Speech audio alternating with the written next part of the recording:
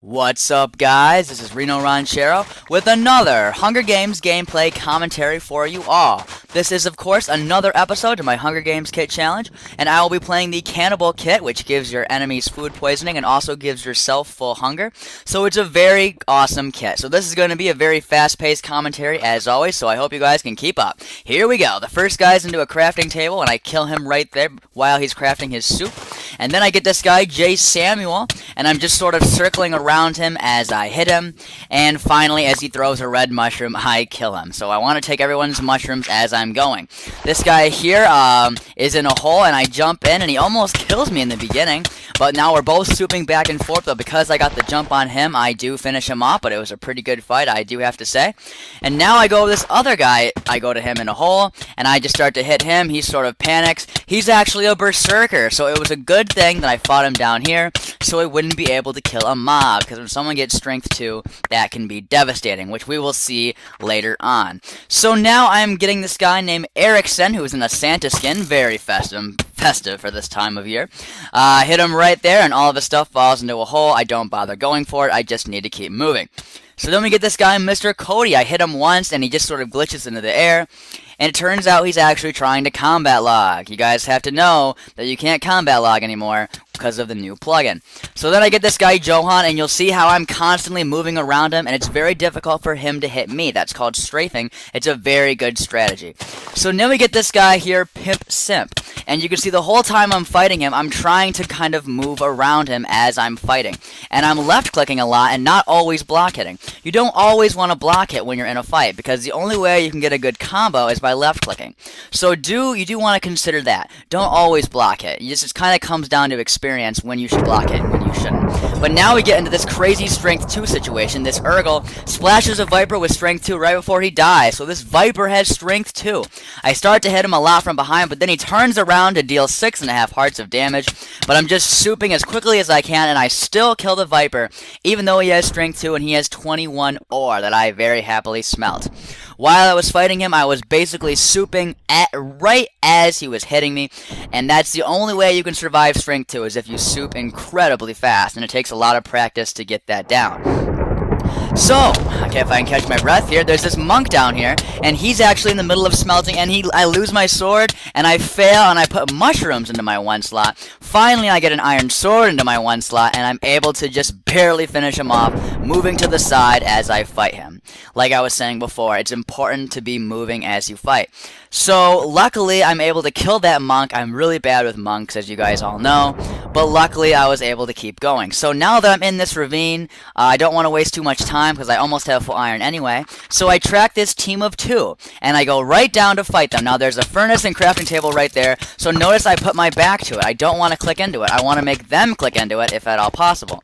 So I'm hitting both of them as much as I can. I kill the first guy right there, who was an archer, and now it's just me and the last guy who dies right there. So it's always very advantageous if you can sneak up on teams of 2 while they're smelting, because they won't have all the iron on that they had, and they won't be prepared either. It's always good to get that first shot. So now I'm in the top 7 with 12 total kills on the game. Actually 13, I think, if you count one of the other kills. I think that's right. Anyway, it doesn't matter. So, I kill a cow right there. Don't know why. And now we're moving down. Super 3210. I dig down. It's actually a team of 2. The first guy was a berserker who died in just 3 shots because he was in the middle of crafting. And the second guy I fight and kill there. You can see how crucial it is to get people off guard. That was a berserker Thor team. If I had to fight them at the feast, that would have been very challenging. But luckily, I'm able to kill them easily while they are crafting. So now we get this guy, Guitar, and I'm fighting him. He actually gets a pretty nice combo on me before that, but I am lagging pretty badly. But I've only used 1 soup so far, and he doesn't look like he's souping at all. And right there, I do end his life. So now 15 kills on the game approximately, and I'm in the top 4, and I kill some sheep around the platform because I don't want any berserkers to get their strength. And then this person, Gilly, who's been up on a tower for the longest time, they actually come down off their tower. So right here, I'm hoping that this is the time that I can kill this Stomper and he won't be a problem.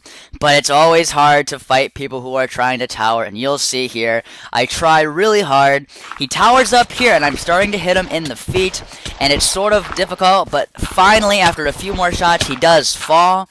He also has lots of soup, so it's not going to be very easy to kill this guy. Right there, I hit him, and he gets a pretty good distance away from me, so he starts to run. I hit him in the back right there, which gives him a good distance, and then he towers up in a way that I cannot get him. He actually successfully evades me, which very much frustrates me. I actually almost said something bad to him in the chat, but I did refrain, because you want to be nice. So the feast starts here, and I start to grab stuff, and he is towering right next to the feast. And I'm trying to get a bow and arrow, but there are no arrows at this feast. So I grab the enchantment table, and I go off to the side, and I decide to use a really awesome strategy. It's called a stone axe strategy at the feast. Basically, what you do is you craft an axe, and then you go in with an empty inventory, and you just break all of the chests at the feast. Then all of the stuff just gets absorbed into your inventory, and you don't have to open any chests. This is a really great strategy, but before I talk more about that, Gilly actually messages me to tell me that someone is looting the feast. This confuses me so much, because why wouldn't you just stomp that guy? Why would you tell me that he's at the feast? Well, the whole time I'm fighting Sadala, I'm holding shift, and he doesn't seem to be using any soup, so I kill him there, and after I kill him, I look up, and Gilly does not stomp. So I'm really confused as to what Gilly's strategy is, but I just figure, oh well. And now here I am using this strategy, so I'm just breaking the chests, and the whole time I can hold shift. So if they stomp me during this process, I will not take that much damage, only a max of 4 hearts. So that is what is so useful about this. Now, as I'm doing this, my inventory actually fills up, so I have to go back and forth a few times, but I eventually get the entire feast. And you can see some diamond stuff there, and then you can see in the chat, Gilly notices what I'm doing, and says, no, the feast is gone. So it's a very awesome strategy, and I saw this strategy on the forums by someone named Circle, so shout out to him. It's a brilliant strategy, if I do say so myself. So now it's already 30 minutes into this game. It's really hard to fight stompers when they're way up high, and you don't have a kit to fight towers. But I'm able to get everything in my inventory looking great, and you can see he jumped down to grab something. I think it was a poison potion, and he goes to tower back up, and I decide to follow him. He throws the poison potion on me and stomps me right there, but I hit him off, and you can see I'm taking a lot of damage from the poison. He starts to tower back up, and then I hit him off. And then I say, enough is enough, I'm going to kill you, Gilly, finally. He dumps down lava, and then he just has to run. And I know that I'm going to kill him here. I really feel like I'm going to kill him, but you never know. Then finally he decides to turn around and actually fight. But I'm getting a lot of hits on him, and going back and forth, I finally kill Gilly King. But I do have to give credit to Gilly. They were pretty smart grabbing that poison potion. And it was fun, but it is sort of aggravating to fight stompers. So now there's only one guy left in the game, and guess what? He has to be up in a tower at 400. That's always the case. The last guy has to be way up high. So I start to collect dirt to go up to him, but as I'm doing it, he stomps down, but he misses by a mile, and he jumps into the hole that I'm in, and I start to fight him, and I kill him right there. So finally, I win the game with Cannibal.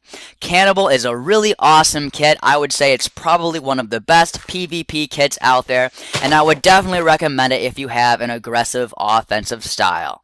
And here is the stats page as well, 18 kills with Cannibal. And that is the end of the commentary. Thank you guys so much for watching.